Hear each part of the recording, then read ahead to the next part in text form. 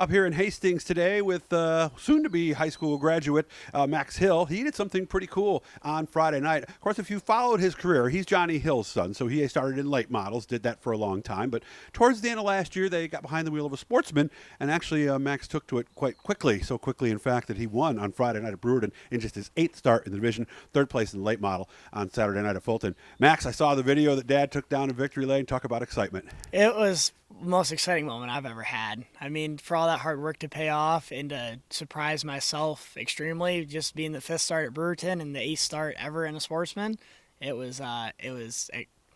still speechless just thinking about it. And I would imagine there's something about winning at Brewerton, too, because that's the track you grew up at, right? Yeah, that's kind of another thing I said when I got out of the car, just being at Brewerton and growing up and watching Dad win all those years. And then starting with late models, we didn't really get to race there a lot. Yeah, once, twice a year maybe, right? Exactly. Yeah. So once we got the Sportsman, I could start racing there every week. And then to win there was, a dream come true that I never expected to happen so quickly. Did you have a good feeling coming into the night? Had the car been doing pretty well? Yeah. I was, we're learning, and we haven't really tried to change the car too much just so I could get comfortable. Yeah, you don't know if you were the car yet, right? Right, yeah. And then I ended up winning my heat race, and I'm like, okay, we had a good piece to work with, and we've made some, adjustments the past couple weeks, and, after the heat race, I was like, okay, I think a top 5, I think we were totally there for that, and then winning the race kind of blew my mind, so it was a crazy night. Was that your first heat win?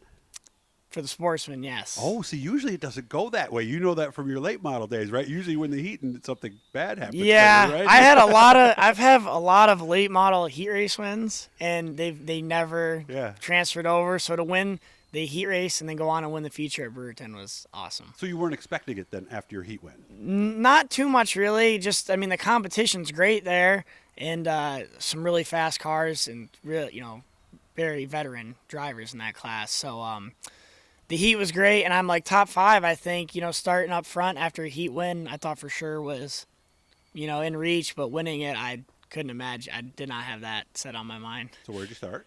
Started 2nd. Okay, get the lead right away? Yeah, well, there was a caution on the first lap. I did get to the lead, and was going to lead the first lap, and they ran it back and did a full restart, so I still started 2nd again, and I was able to jump out from there and kind of set sail and run my own race. Were you talking to yourself during the race, especially the closing laps? Well, I'd say it had to have been maybe like lap 20. I was like, man, I've been up here a long time. Not much crosses my mind. Where are they? Right? Yeah. And, I was like, I was starting to get into lap traffic, and I was like, this is crazy. And I really wasn't thinking too much about it. It was so much fun being able to lead that race. And then all of a sudden I saw the 2 to go signal from the flagger, and I'm like, this could happen. And 2 more laps later it did, and I was pretty blown away. All right, so you see the white flag. Walk me through the last lap.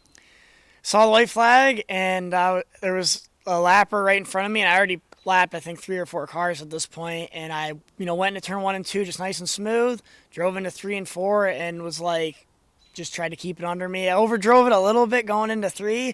I was like, kind of scared myself for a minute. I'm like, back it down, got out of the turn. And it was history after that. So what was it? When did it hit you? What you did? Or has it?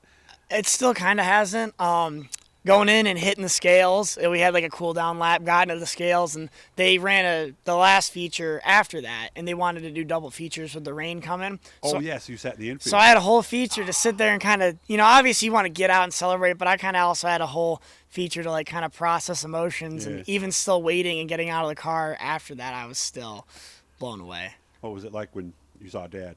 Yeah, it was pretty cool. And I didn't expect him to come out because since they were going to have me wait, I was like, I got to wait to see Dad and stuff. Mm-hmm. He had got out onto the track before they ran the next feature. So I'm undoing stuff in the infield, and he comes up to the window the happiest I've seen him in a long time. He's got $1 million smile anyway, but I can imagine how wide his smile was. Yeah, we were both. It was a great time, and I was happy he was able to make it down there.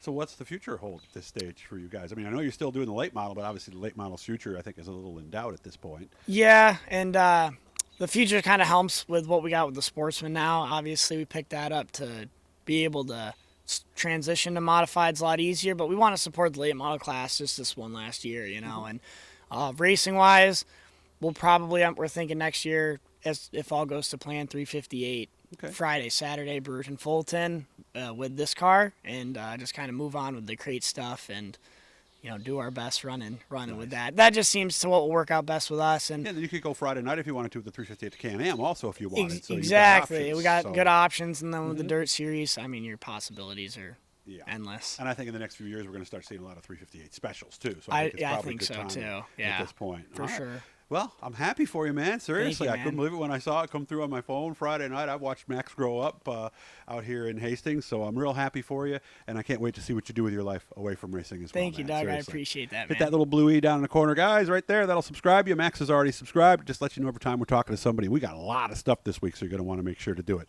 Enjoy your week, man. Thanks, you too.